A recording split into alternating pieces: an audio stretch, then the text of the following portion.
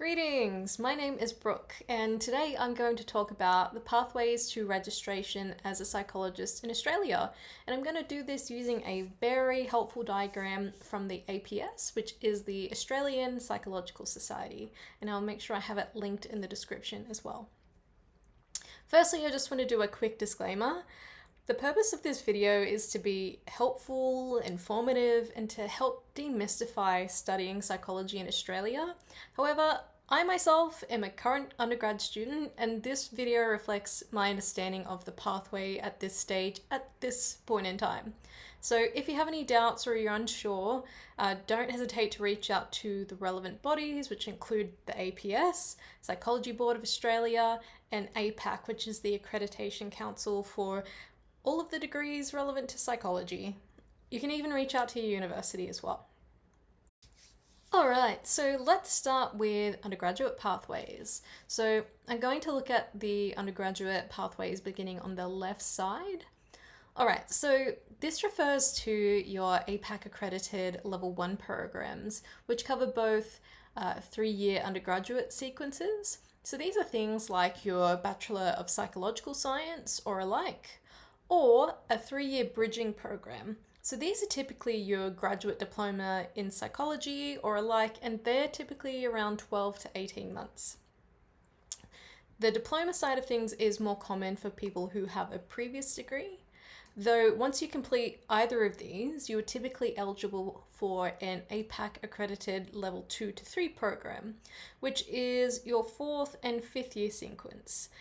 And this includes a very small number of master's programs, which include a Master of Psychological Practice or a couple of Master of Professional Psychology programs. Though I do just want to flag here that there is a similar Master of Professional Psychology pathway, which is covered under the 5+1 pathway, and I will touch on this later, and it is separate and different.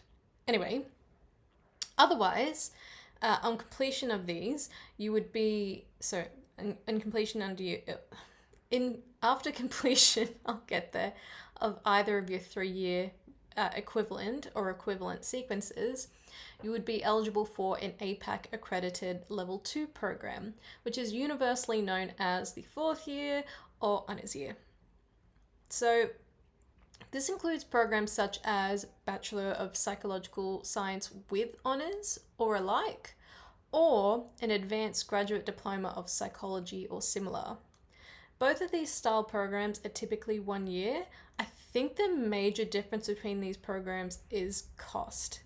Typically, your graduate diplomas are much more expensive and a full fee from the beginning, rather than having choices for Commonwealth supported, rather than having options for Commonwealth supported places, which is much more common in an honours program.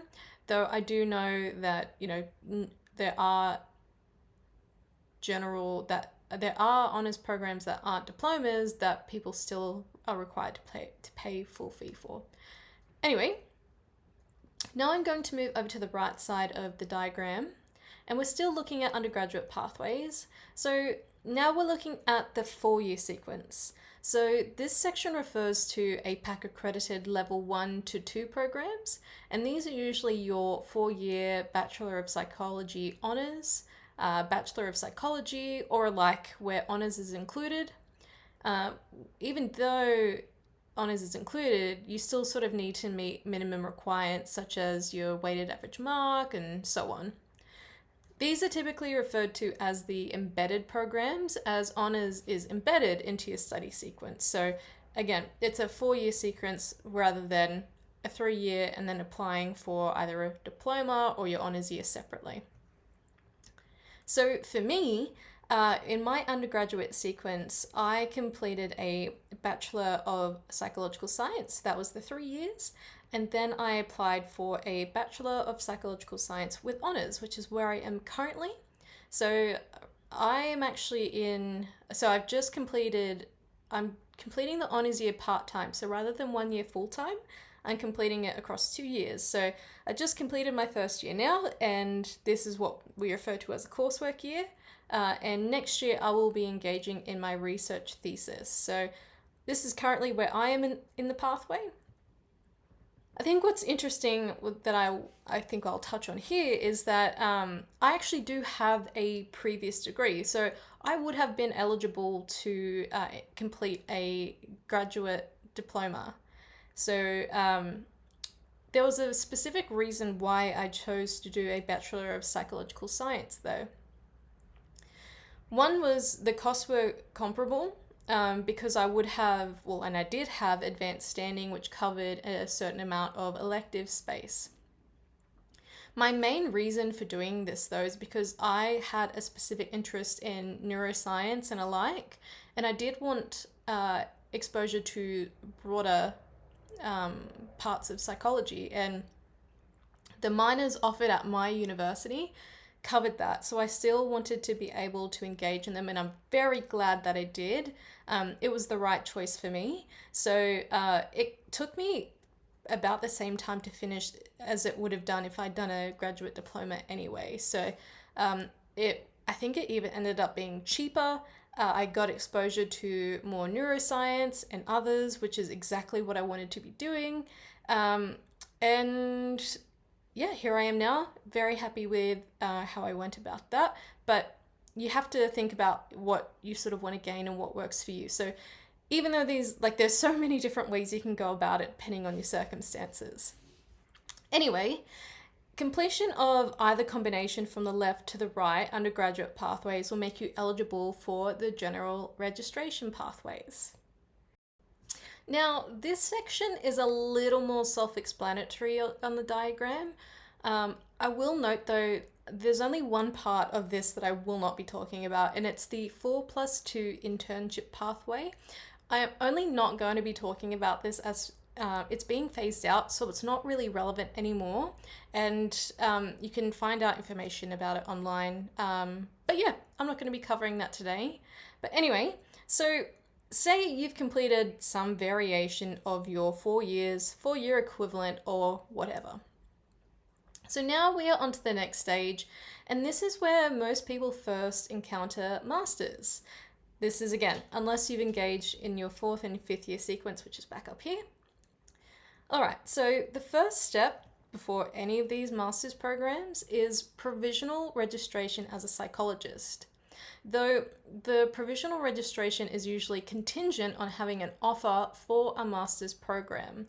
And this includes either a combined master's PhD or a professional doctorate program. Now, looking at this from left to right, we will start with the 5+1 pathway. So this is simply an APAC accredited level 3 program, which is majority of your Master of Professional Psychology programs. Essentially what happens is you complete a 5th year of study, and then you generally self-source an internship, and this is a year of supervised practice as a provisional psychologist. This is basically a job, and you get paid, but again, this is something that you find yourself, and it can vary. I think there are institutions that do offer support with this, but again, depends on where you go and what your interests are. I have heard that some universities can help with this, but it's safe to assume that this is something you would have to find on your own. After this provisional year, you sit the National Psychology exam, which is something you arrange for and pay for yourself, and if you pass, you attain general registration as a psychologist. Though, it is important to note the pass mark for the National Psychology exam isn't 50%. A pass mark in this exam is a minimum 70%, and if you are in psychology already, you probably have a good idea of the expectations with passing never really ever being 50% anyway. So moving on to master's degree, which is an APAC accredited level 3 to 4 program. And this is usually some variation or version of a 5th and 6th year program, which typically guides you towards your area of practice endorsement through and the subsequent registrar program. Just to quickly note, an area of practice endorsement is an additional qualification beyond general registration, and this qualification is achieved through a registrar program which is completed after masters. So you do not get your endorsement simply by completing a master's program with an area of practice endorsement. There are currently 9 areas of practice endorsement, which includes clinical neuropsychology, clinical psychology, community psychology, counseling psychology, educational and developmental psychology, forensic psychology, health psychology, organizational psychology, and last but not least, sport and exercise psychology. This list can be found at the Psychology Board of Australia's website, and I've included a link in the description as well. Okay, so back to our diagram. As I mentioned, this master's pathway is where you begin to branch off towards your area of practice endorsement. Say you want to become a clinical psychologist. This is where you would normally engage in a program like a Master of Clinical Psychology. Similarly, with forensic psychology, you would normally engage in a Master of Forensic Psychology, and so on for all of the relevant area of practice endorsement areas. It is important to note that the naming for these courses is not necessarily strict, so refer to the APAC website, which is the Australian Psychology Accreditation Council, or your relevant institution to find the specific title for your program that is relevant to your preferred area of practice endorsement. All right, moving on to combined master's PhD. I will straight up say that between this pathway and the professional doctorate program, I do have limited insight. These are pathways I haven't looked at or into too much at this stage. However, combined masters and PhD is typically where you complete a master's program alongside a PhD. These are your APAC accredited level 3 to 4 programs.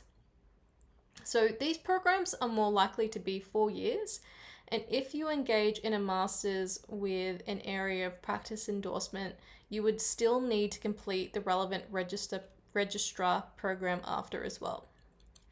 This is typically more geared towards your more research-oriented individuals, or perhaps those who want to become academics as well, or even researchers who want to practice as psychologists. Though this is not exhaustive. Those are not your only options if you choose a combined master's and PhD, and people have very many different reasons or goals when choosing a program like this. Finally, we have the professional doctorate. This is also an APAC accredited level 3 to 4 program. So this is quite comparable to the combined masters and PhD. It is also generally 4 years, and you can go on to complete your registrar program after, if applicable.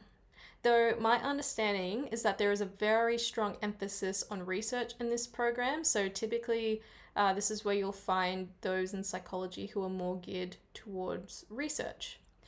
Though between either the combined master's PhD program or the professional doctorate program, you can become eligible for general registration upon completion, and then go on to complete your relevant registrar program should you meet the appropriate requirements, though this will vary from program to program. All right, so overall, in this area, you will start out as a provisionally registered psychologist, and by the end of it, you should be eligible for general registration as a psychologist. It is not uncommon to stop at this point. Psychologists do not need to go on and complete a registrar program, though if you decide that completing an endorsement is for you, here are your options. All right, so now we are looking at area of practice endorsement pathways.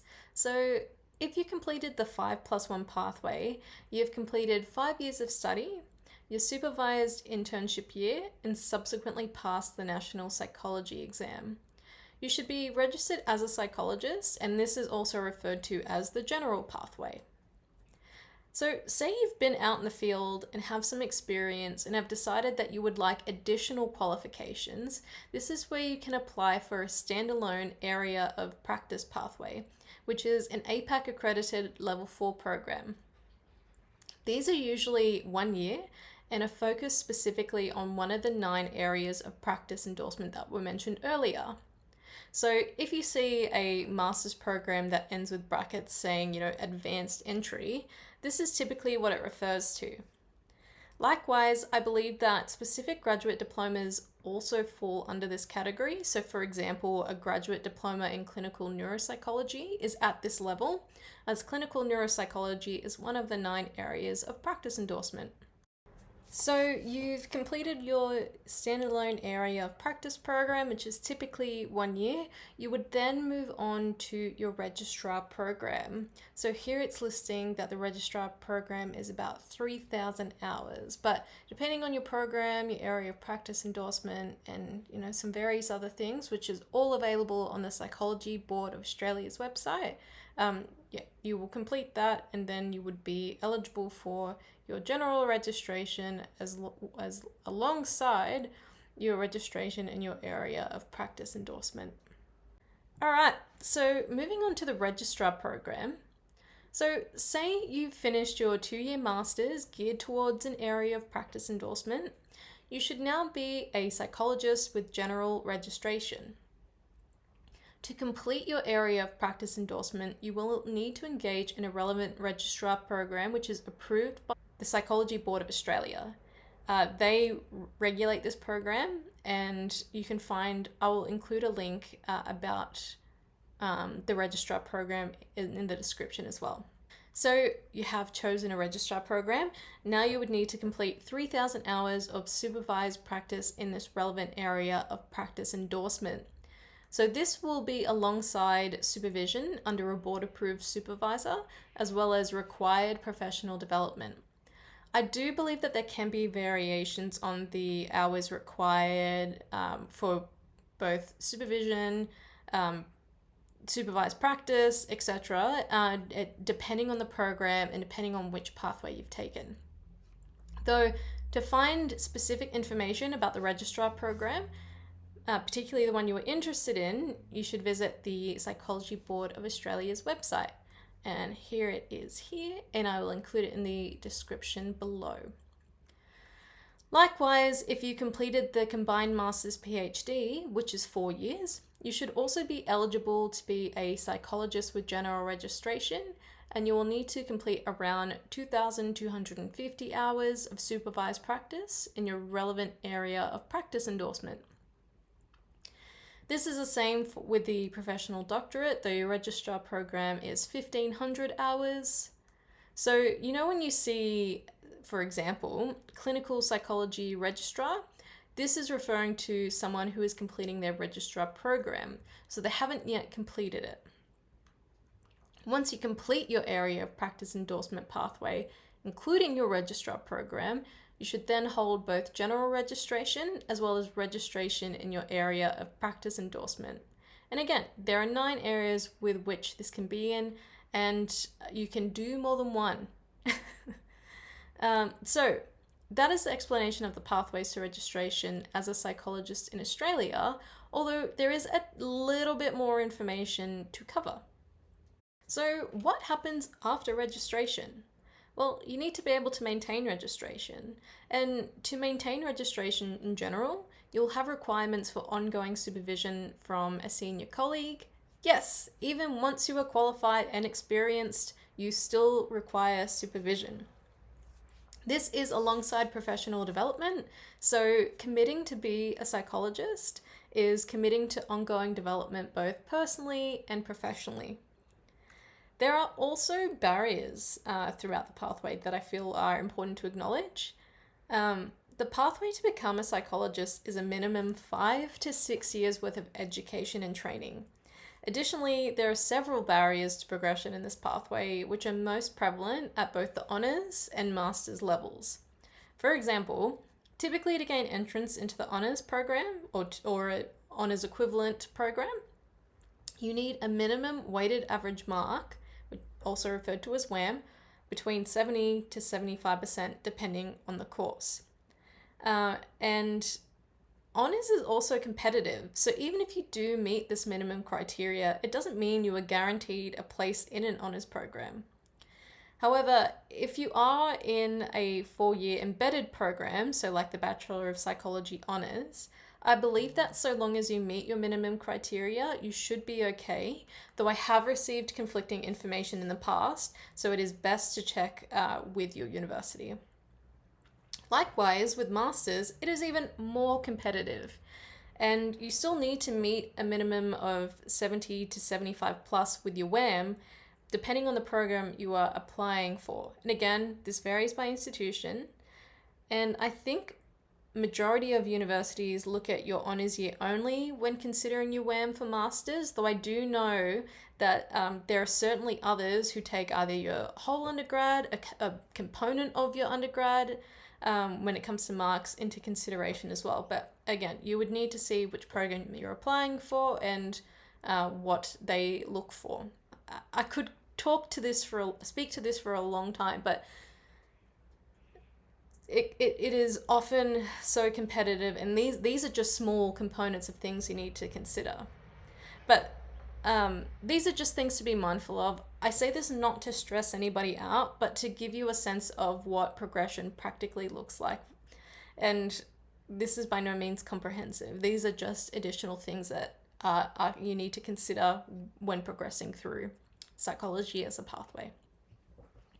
Alrighty, so kudos to you if you made it this far. This is my understanding of the psychology registration pathway in Australia. I hope that this was informative and helpful. If there are any similar topics that you would like me to cover, please let me know. But for now, thank you and take care.